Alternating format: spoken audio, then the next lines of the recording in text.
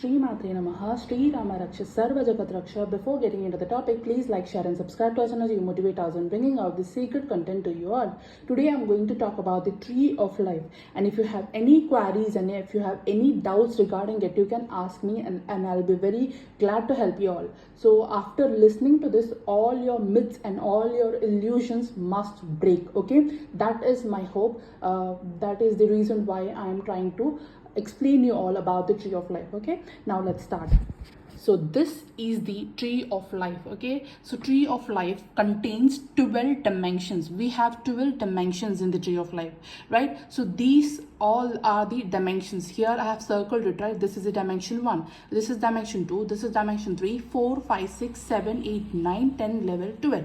Okay, we have 12 dimensions in the tree of life. Why I'm repeating this again and again is you might have seen so many tree of lives on the internet where all the 12 dimensions are not complete. Okay, they will show the incomplete dimensions. Sometimes it's like they will only draw the tree of life till the 10th dimensions, but it is not true.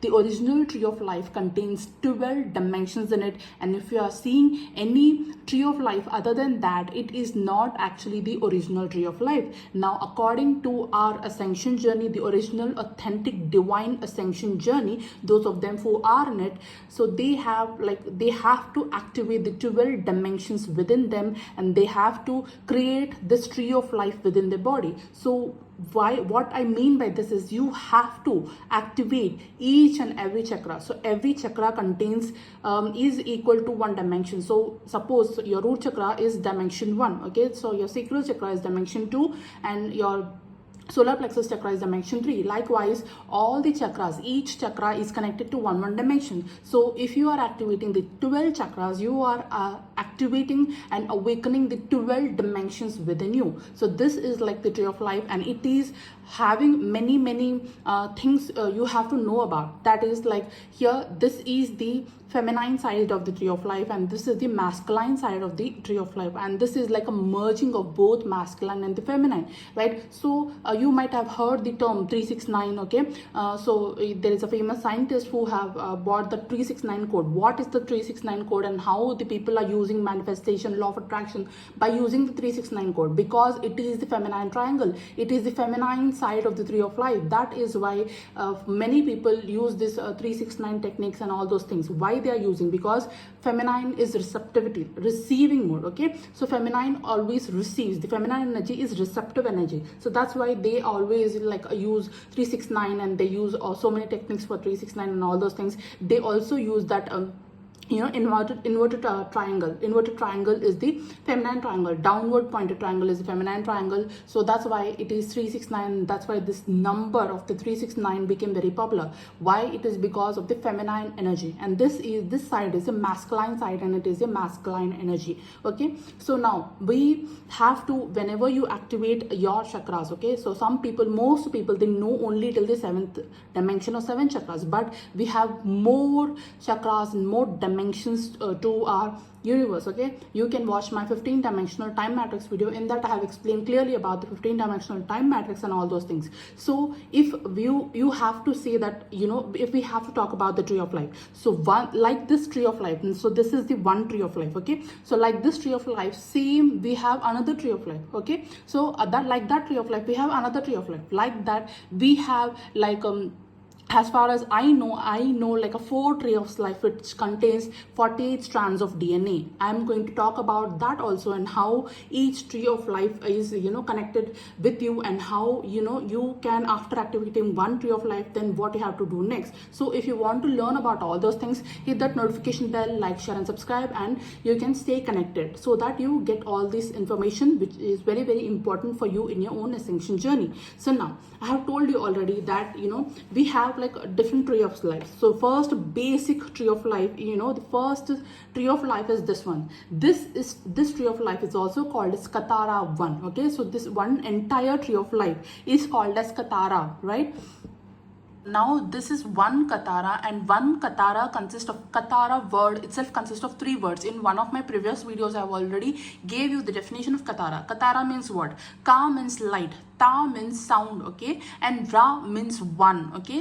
Katara means light and sound are becoming one. This is the original meaning of Katara. So this is one Katara grid. This one Katara grid consists of 12 dimensions, and it looks like this, okay. When you actually activate the Katara grid within you, it actually, you know, feels like this. You can have the same dimensional activations or chakra movements like in the same positions, okay. Imagine you are a human body is, you know, is in, you know, occupied with this one, okay. So some if a body is, you know, inside this, and how it feels, okay. Your entire side, you know, in between you have all these dimensions, and in one side you have these dimensions, and the other side you have these dimensions, okay.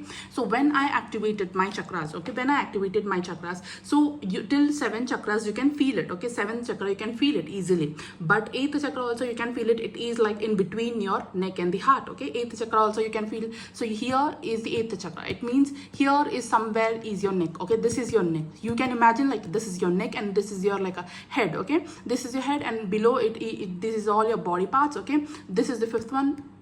This is the 5th one, 5th dimension. So like that, your entire, just you can just imagine that your entire body, okay, is accustomed to this you know, Katara grid. And your if you can imagine a human body here, like a head or hands, like legs, like that, okay. So entire your Katara grid, your tree of life formation takes place like this only when you activate all your 12 dimensions. It's a very long process, but it is definitely a worthy process. When you activate all your chakras, all your dimensions, all your 12 dimensions, when you finish those activations of the 12 dimensions and activations and moving into the different densities in harmonic universes, then you will activate the tree of life. Activating the tree of life takes a long, it's a long process, it's a long procedure, but then it is like ultimate procedure after you finish activating all your 12 dimensions and 12 chakras, okay. So here dimension 1, 2, 3, this is one density, density 1, okay. 4, 5, 6 is density 2, 7, 8, 9 is density 3, 8, 10, level 12 is density 4. So if you want to activate your tree of life, you have to finish all the awakening process of till the dimension 4, okay. Till the dimension 4 you have to activate, integrate, okay, and receive the frequencies of all the dimensions. You have to activate all the chakras in those dimensions. You have to step by step move forward in your ascension journey, you know, jump from timeline to timeline, and you have to, you know, finish accumulating and receiving the frequencies and activating the process, and also integrating those dimensions within you. When you do that, when you finish the 4 dimensions, okay, 4 densities, when you move into the 4 density universes, then you can actually you know, finish activating the tree of life, okay. So if you want to activate the tree of life, you have to move from density 1 to 2, then 3, then 4. When you finish the 4th density universe activation and awakening process, then only you will activate the tree of life. Otherwise it's not possible, okay. So density, we all know that we are living in the density 3rd dimension, right here, 3rd dimension. We are all living in the density universe 1, okay. So in density universe 1, as soon as you awaken your Kundalini energy, as soon as you awaken, you will move to density universe 2, okay, density universe 2. In that density universe 2, you have 4th dimension, 5th dimension, and 6th dimension. So as soon as your Kundalini awakens, you will move from here to here, okay, 3rd to 4th, okay. You will move here, and on the 4th you will stay for a longer period of time, and in the 4 you will get your dark night of soul phases. You have like a death and rebirth processes and all these things, okay. So from here to here you have to struggle a lot, okay. After struggling a lot, after finishing very hectic you know, dark night of soul processes and purging and cleansing and healing and whatnot, and activating all your chakras, then from that you move from 4th dimension to 5th dimension, okay. From 4th dimension to 5th dimension, it is less denser, and you will start to activate your light body, okay. So when you move from 4th dimension to 5th dimension, sometimes it's dimension and chakras,